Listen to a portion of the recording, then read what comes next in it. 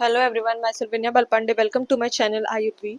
आज हम लोग रोग निदान एवं विकृति विज्ञान का चैप्टर नंबर 3 देखेंगे, जिसका नाम है रोगी परीक्षा विधि। इसका हम त्रिविध परीक्षा ऑलरेडी देख चुके हैं। ये फर्स्ट पार्ट का वीडियो ऑलरेडी अपलोडेड है। अभी हम लोग षड्विध परीक्षा देखेंगे और चतुर्विध परीक्षा देखेंगे। चतुर्विध परीक्षा में आप्तोपदेश, प्रत्यक्ष, अनुमान और युक्ति। ऐसे ही षड्विध परीक्षा में क्या आता है? इंद्रिय, घ्राण इंद्रिय, त्वक इंद्रिय, दर्शन इंद्रिय, प्रश्न इंद्रिय, श्रोत इंद्रिय, ये सब जो आता है वो है षड्विध परीक्षा में।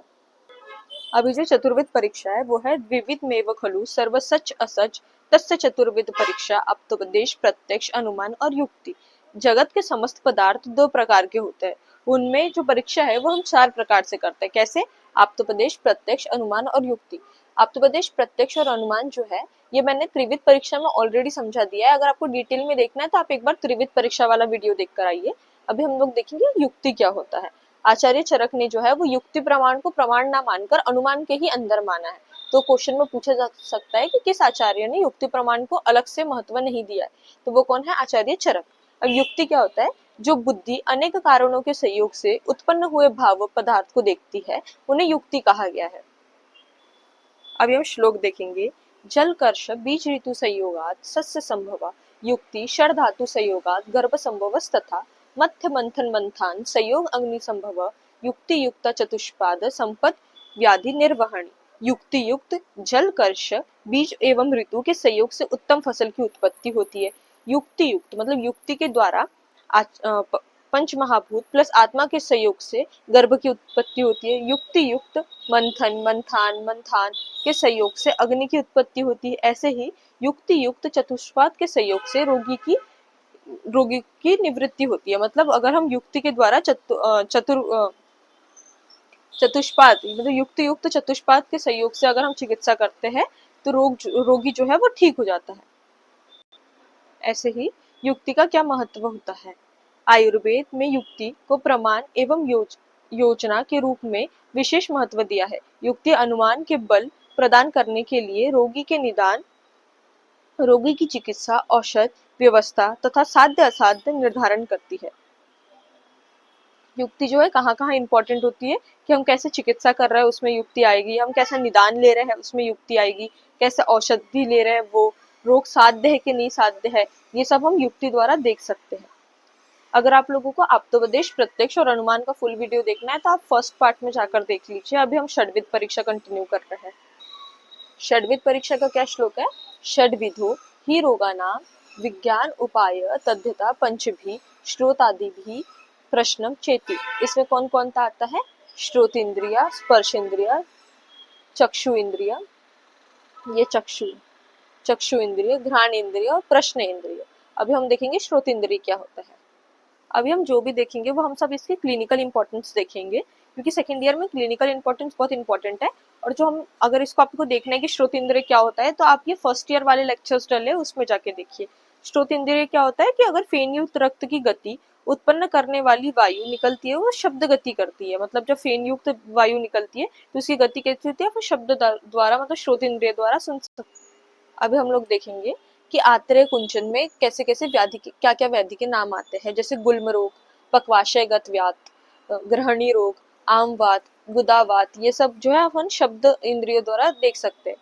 स्वप्न भेद से वात कास, रक्तपीत, अर्दित, पीनस, रक्त राजक्षमा, ये सब।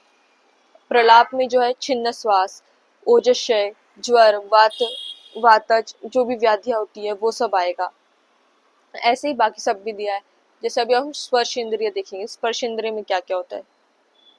जो स्पर्श इंद्रिय की परीक्षा हम कैसे करते हैं? हाथों द्वारा करते हैं कि कहीं शीतल, अधिक शीतल तो नहीं है या अधिक उष्ण तो नहीं है। ये हम कैसे देखेंगे? स्पर्श इंद्रिय द्वारा देखेंगे। ठीक है।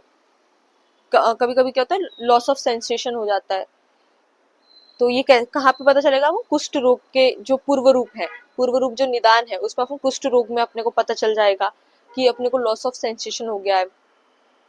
हाथी के जैसे स्किन हो जाएगी तो चर्म रोग जो है वैसे हो जाएगा। ठीक है। रफ स्किन हो जाएगी, स्लो पल्स हो जाएगा, मंदाग्नि हो जाएगी, ये सब हमें पता चलेगा। ठीक है। हाइपर सेंसिटिविटी स्किन हो जाएगी, किसमें होती है? चर्मदल में जो है वो हाइपर सेंसिटिविटी स्किन हो जाती है। कीटप कुष्ठ में क्या होता है? रफ स्किन हो जाती है। कैसा? खर स्पर्श होता है, मतलब हल्का सा रफ हो जाती है। अब चक्षु इंद्रिय, चक्षु इंद्रिय के द्वारा शरीर की वृद्धि और क्षय, आयु के लक्षण, बल, वर्ण, रोग तथा अन्य अनियुक्त आदि का ज्ञान कराते हैं। अक्षी रोग मतलब रक्तज, अभिषेंद, रक्त नेत्र मतलब छिन्न श्वास में, हरिद्र नेत्र मतलब हरे कलर के कैसे हो जाएंगे नेत्र, तो कामला हो जाएगा, असाध्यता में हो जाएगा। पांडुता जीर्ण रोग में कैसे हो गए, निरस्त तेज हो गया है। कृष्णा नेत्र कैसे हो जाएंगे कि वातज पांडु रोग में हो जाएंगे, वातज स्वेद भेद में हो जाएंगे। तो आपको क्या करना है कि आपको देखना है कि क्या क्या चीज चेंजेस होंगी और किस व्याधि में क्या चेंज होगा, वो आपको लिखना है। इतने सारे उदाहरण लिखने की आवश्यकता नहीं है, कुछ 2-3 भी लिख सकते हैं। ऐसे हम घ्राण इंद्रिया पढ़ेंगे अभी नेक्स्ट। शरीर में विकृत हुए गंधों तथा स्वाभाविक गंधों की परीक्षा घ्राण इंद्रिया द्वारा होती है। अब किसी भी चीज की नॉर्मल जो स्मेल आ रही है उसके विभिन्न अगर कोई स्मेल आ रही है कि कुछ उटपटांग सी स्मेल आ रही है, वो हम कैसे चेक कर सकते हैं, घ्राण इंद्रिय द्वारा कर सकते हैं। तो पहला फन इसका जो देखा है वो है कोविड-19 जो अभी आया था, उसमें अपने को स्मेल आना बंद हो गई थी, तो गंध का नाश होगा कैसे, कोविड-19 में। तो ये normal day to day life के भी एग्जाम्पल्स आप डाल सकते हो। मेदो रोग, गात्र दुर्गंध आएगा आपको, दुर्गंध कफ काय में होगा, क्षयज काश में होगा, क्षयज काश में क्या होगा, दुर्गंध कफ आपको देखने मिलेगा। ऐसे ही रक्त पित्त हो गया, रक्तज दाह हो गया, तो रक्तज दाह में क्या होगा, अंगलोह गंध ऐसे आना शुरू हो जाएगी। आपको इतने डिफिकल्ट नाम लिखने की आवश्यकता नहीं है, नॉर्मल आप 2-3 उदाहरण दे सकते हो, जैसे कि गात्र दुर्गंध जो है वो मेदो रोग में होता है, गंधनाश काय में हुआ था, अभी कोविड-19 में हमें स्मेल आना बंद हो गई थी। ऐसे 1-2 भी उदाहरण लिख दिए तो बहुत सारे हो जाएंगे। ऐसी जो 5th परीक्षा वो है रस इंद्रिय परीक्षा। जिह्वा द्वारा रस का ज्ञान होता है, जो परीक्षा द्वारा ज्ञेय होता है। जो जिह्वा द्वारा जो ज्ञान होता है वो हमें कैसे प्रश्न द्वारा पता चलेगा, और ये काय के अंतर्गत आता है, अनुमान के अंतर्गत, प्रत्यक्ष प्रमाण के अंतर्गत नहीं आता है, ये अनुमान के आता है। ठीक है, तो आस में माधुर्य मतलब प्रमेय, पूर्वरूप, कफज ग्रहणी में आपको दिखेगा। आस्य वैरस्य ये जो है अरोचक, ज्वर, कास, उदर रोग में दिखेगा। जिह्वा वेपन जो है वो तृष्णा, निरोधज दाह में दिखेगा। जिह्वा उपदेह जो है प्रमेय के पूर्व रूप में आपको देखने मिलेगा। जो अपना 6th है वो है प्रश्न परीक्षा।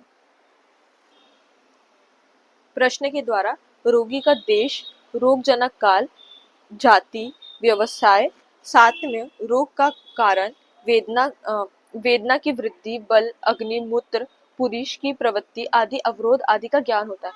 जब तक हम प्रश्न नहीं पूछेंगे तो हमें डायग्नोसिस हम नहीं कर पाएंगे। तो हमें हिस्ट्री टेकिंग बहुत इंपॉर्टेंट है, तो हम उसके लिए प्रश्न पूछना पड़ेगा। हम उसमें पूछेंगे आप कहाँ रहते हैं, कैसे ये रोग हुआ, आपका क्या निदान लिया आपने, क्या सात्म क्या असात्मा आपने लिया है, आप उनका बल कैसा है, उनकी अग्नि कैसी है, मल मूत्र इनका त्याग वो किस प्रकार कर रहे हैं, ये सब हम प्रश्न द्वारा पूछेंगे।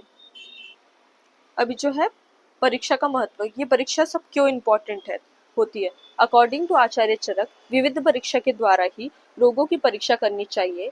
जितना संभव हो सके विचार करे, रोग निश्चित कर ले, तत्पश्चात चिकित्सा करने में अपनी बुद्धि सुनिश्चित करे। पहले हमें देखना है कि पहले हमें पूरा एग्जामिनेशन करना है, तो एग्जामिनेशन हम परीक्षा के द्वारा करेंगे। पूरा जितना हम कर सकते हैं परीक्षा उतनी हम परीक्षा करेंगे, उसके बाद हम उसकी परीक्षा करने के बाद हम चिकित्सा करेंगे। जो परीक्षा है वो आयु के प्रमाण जानने के लिए, रोगी के बल दोष विशेष को जानने के लिए की जाती है, जिससे कि उसके बल दोष के अनुसार औषधियों की मात्रा की योजना की जाए। अगर कोई व्यक्ति बहुत ही दुर्बल है और हम उसको बहुत अधिक उष्ण तीक्ष्ण ऐसी औषधि दे तो उसकी व्याधि और ज्यादा विकृत हो सकती है। और ऐसा ही अगर कोई मनुष्य बहुत ज्यादा मस्क्यूलर है, बहुत ज्यादा बलवान है, और उस व्यक्ति को हम लोग बहुत कम मात्रा वाली औषधि दे तो उसे क्या होगा, वो औषधि काम नहीं करेगी। अगर आपको ऐसे ही और भी हैंड रिटन नोट्स के वीडियोस चाहिए तो आप प्लीज मेरे चैनल को सब्सक्राइब, लाइक और शेयर करिए। नेक्स्ट वीडियो में हम लोग पढ़ेंगे अष्टविध परीक्षा और दशविध परीक्षा। Thank you.